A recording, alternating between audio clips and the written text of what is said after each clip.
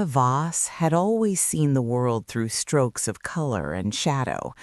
Born in the misty hills of rural Oregon, she grew up in a dilapidated farmhouse where her mother, a failed painter, taught her to wield a brush like a weapon against the mundane. By age 12, Elara's sketches were winning local contests, her imagination weaving tales of ethereal women who commanded storms and bent reality. But it was in her 20s, after fleeing to the bustling art scene of New York City, that she truly blossomed, or so she thought. Elara's signature style was Fractured Realms, a series where she blended hyperrealism with surreal distortions. Faces melted into landscapes, eyes reflected alternate universes, and bodies twisted in impossible contortions that evoked both beauty and horror. Her breakthrough came at 28 when a small gallery in Soho displayed her piece Echoes of the Forgotten. It sold for $50,000, and suddenly she was the darling of the underground art world. Critics called her the modern Dali with a feminist edge. Galleries clamored for exclusives, and she signed with Vanguard Art Collective, run by the charismatic but ruthless Marcus Hale. Marcus was a silver-tongued devil in tailored suits with a smile that could sell ice to Eskimos. He promised Elara the stars, international shows, collaborations with fashion houses, even a book deal. "You're not just an artist," he'd say, his hand lingering too long on her shoulder. "You're a revolution." Elara, starved for validation after years of rejection slips and ramen dinners, believed him. She poured her soul into a new series, Veins of Vengeance, inspired by her mother's untimely death from a rare blood disorder. Each painting depicted women rising from betrayal, their bodies laced with crimson veins that pulsed like living rage. The betrayal began subtly. Marcus started canceling meetings, claiming market fluctuations. Then Elara noticed her ideas leaking into other artists' works, subtle echoes of her distortions in a rival's exhibition. She confronted him one rainy evening in his penthouse office overlooking the Hudson. "It's coincidence," he smirked, pouring her a glass of scotch she didn't touch. "Art is inspiration, darling. Nothing's original." But Elara knew better. She hacked into his emails, a skill picked up from a brief fling with a cybersecurity whiz, and discovered the truth. Marcus had been selling her preliminary sketches and concepts to a network of forgers and ghost artists. He'd pocketed millions while crediting knockoffs to up-and-comers he controlled. Worse, he'd seduced her assistant, Lila, into spying on her studio. The final blow? Her Veins of Vengeance masterpiece, unfinished in her loft, had been photographed and replicated. It debuted under another name at Art Basel, attributed to a fictional prodigy named Elara Voss, a cruel twist on her own surname. Elara's world shattered. Lawsuits were futile. Marcus's lawyers buried her in paperwork, claiming inspirational overlap. Her reputation tanked, accused of plagiarism herself. Galleries blacklisted her, friends ghosted, and debts piled up. She lost her loft, retreating to a dingy basement in Brooklyn, surviving on freelance graphic design gigs. But in the darkness, something ignited, not despair, but a cold, calculated fury. Elara began sketching again, not art, but plans, blueprints of revenge, fractured like her realms, where Marcus and his empire would melt into oblivion. She studied him obsessively. Marcus's life was a facade, a wife in the Hamptons, mistresses scattered like discarded canvases, a cocaine habit funded by embezzled gallery funds. His weakness, vanity. He craved legacy, immortality through art. Elara would give him that, twisted, eternal, and ruinous. She dyed her hair raven black, adopted the alias Celine Noir, and infiltrated the fringes of his world as a freelance curator.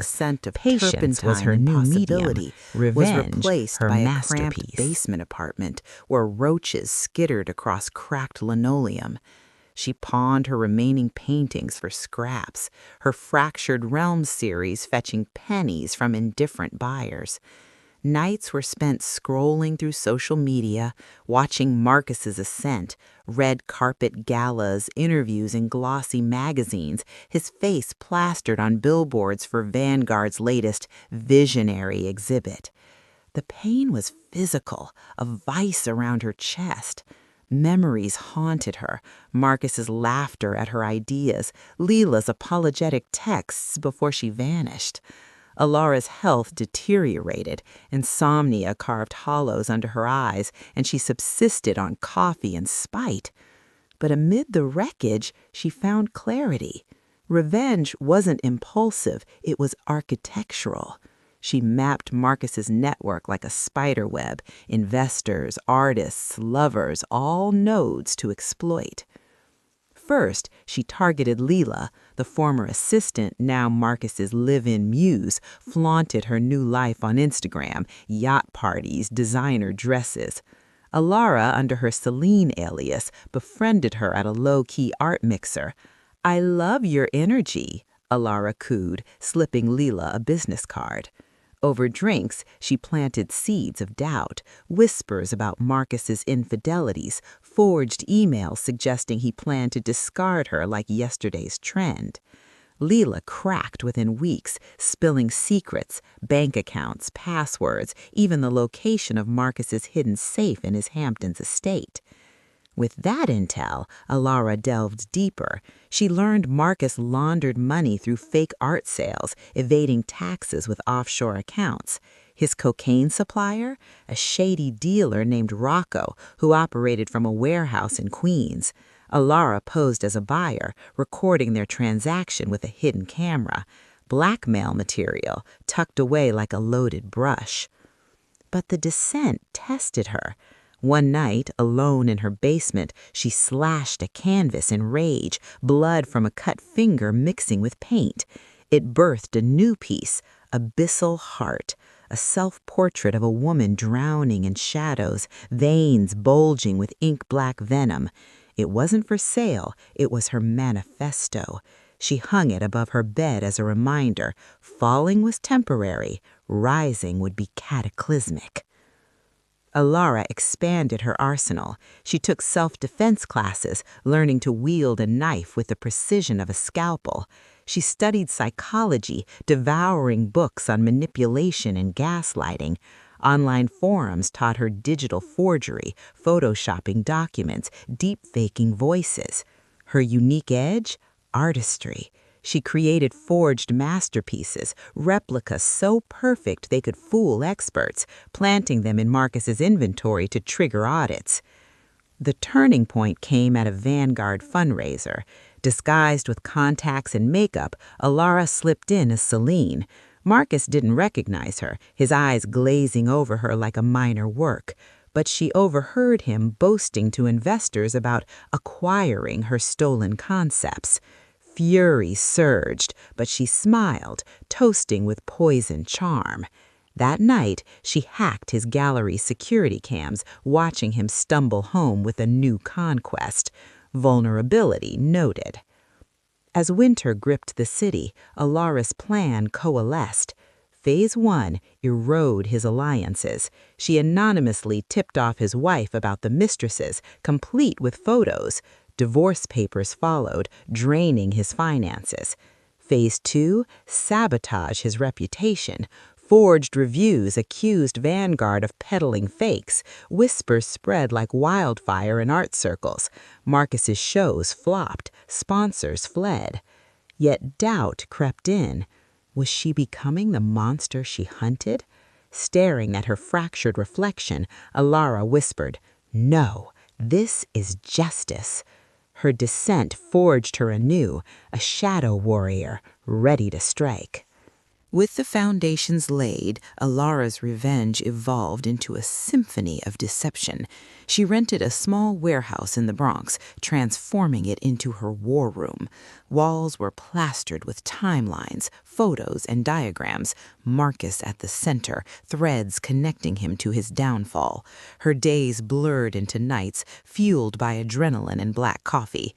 Celine Noir became her full-time persona, sleek bob haircut, crimson lips, outfits that screamed confidence. First, she ensnared Rocco the dealer.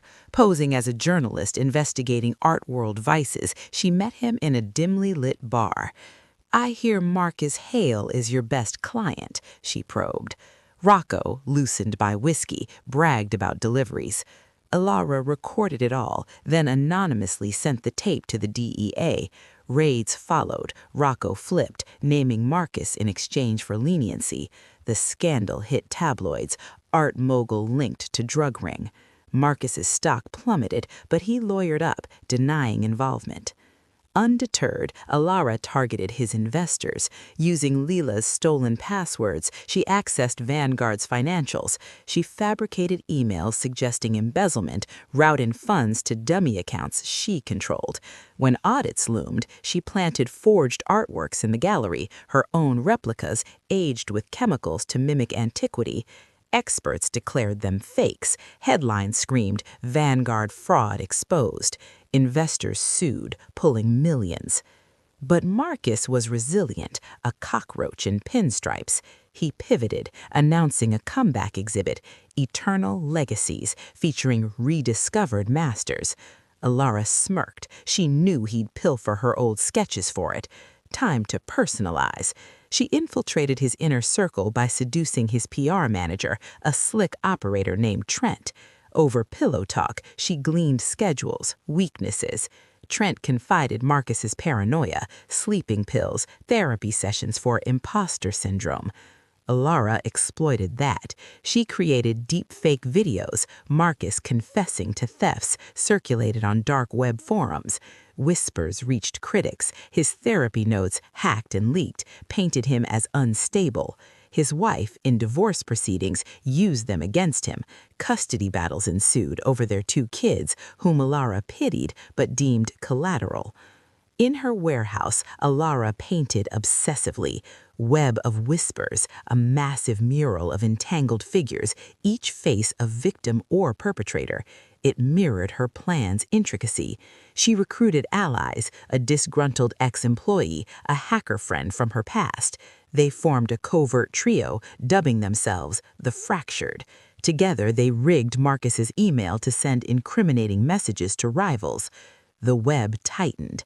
At a private viewing, Elara, as Celine, approached Marcus. "Intriguing work," she said, her voice a velvet blade. He flirted, oblivious. She slipped a tracker into his coat pocket, monitoring his movements, discovered his secret, a vault in the Hamptons holding stolen originals, including her Veins of Vengeance. Planning the heist, Elara trained rigorously, lockpicking, evasion tactics. Doubts surfaced. What if caught? Prison? But visions of her mother's grave, her own ruined dreams, steeled her.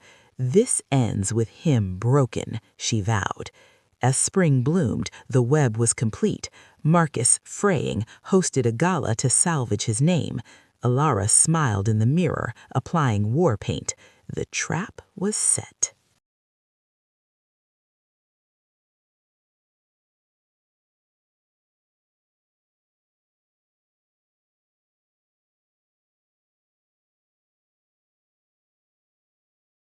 The gala was a glittering facade at Vanguard's flagship gallery, crystal chandeliers casting prisms over champagne-sipping elites.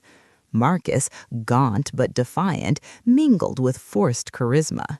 Elara arrived as Celine in a sleek black gown that hugged her like a second skin.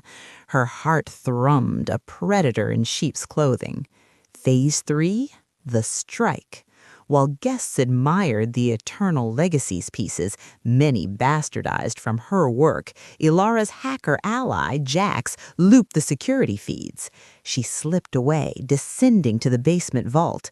Using blueprints from Lila, she bypassed alarms with a custom EMP device, her artist's hand steady as a surgeon's. Inside, treasures gleamed, Picasso's, Warhol's, and her own Veins of Vengeance, defaced with a new signature. Rage boiled, but she focused. She swapped originals with her forgeries, indistinguishable, laced with invisible ink that would fluoresce under blacklight, exposing the fraud later. She pocketed evidence, ledgers proving thefts. Upstairs, chaos brewed. Elara's ex-employee ally, posing as a waiter, spiked Marcus's drink with a mild hallucinogen, enough to unravel him publicly. As speeches began, Marcus slurred, ranting about ghosts in the paint. Guests whispered, phones recorded. Elara, from the shadows, texted anonymously to reporters, "Check the vault." Panic ensued. Security rushed downstairs, finding the swaps. Black lights revealed the ink. Authenticity crumbled. Investors demanded refunds. Police arrived. Marcus, sweating, accused sabotage, but Elara had planted his fingerprints on the forgeries, transferred via a doctored handshake earlier. Fleeing the scene, Elara drove to the Hamptons. With Jax's remote access, she drained Marcus's offshore accounts, routing funds to charities for struggling artists her mother's memory honored. She broke into his estate, leaving a gift, a new painting, Shattered Empire, depicting him as a melting king, veins bursting with crimson defeat. Signed, Elara Voss. Dawn broke as she returned to her warehouse. News exploded. Art empire collapses amid fraud allegations. Marcus arrested for embezzlement, drug ties, forgery. His wife took everything. Mistresses sued for hush money. Vanguard shuddered. But revenge wasn't complete. Elara tracked his downfall from afar, bail denied, trials looming. She sent anonymous packages, photos of his ruined life, each with a note, "Inspiration is a thief's game." Paranoia consumed him, reports of breakdowns in jail. In her sanctuary, Elara reflected. The strike had been flawless, but scars lingered. She burned her war room, emerging renewed. Art called again, not vengeance, but creation. In the aftermath, New York buzzed with the scandal. Marcus Hale, once untouchable, rotted in a federal prison, his legacy a punchline. Tabloids dubbed it the Voss Vendetta, speculating on the mysterious avenger. Elara, back to her natural auburn hair, watched from a cozy cabin in Oregon, her childhood home reclaimed with laundered funds she'd siphoned ethically. Renewal wasn't instant. Nightmares plagued her, Marcus's face twisting in her paintings, her hands stained with metaphorical blood. Therapy helped, unraveling the trauma of betrayal. She volunteered at art therapy programs, teaching kids to channel pain into beauty. "Art heals," she'd say, echoing her mother. Her return to the scene was triumphant. Under her real name, she unveiled Phoenix Fractures, a series born from ashes. Galleries begged, critics raved. Voss rises like her subjects, one review read. Sales soared, but wealth mattered less than vindication. Marcus's letters arrived, pleas for mercy, claims of reform. Elara burned them unread. Justice was served. Forgiveness wasn't hers to give. Years passed. Elara married a kind sculptor, had a daughter who painted with wild abandon. In quiet moments, she'd visit her mother's grave, whispering, "I did it for us." The echoes faded, but the lesson endured. Betrayal forges strength. Elara's story, whispered in art circles, inspired others. Revenge, unique and fierce, birthed renewal.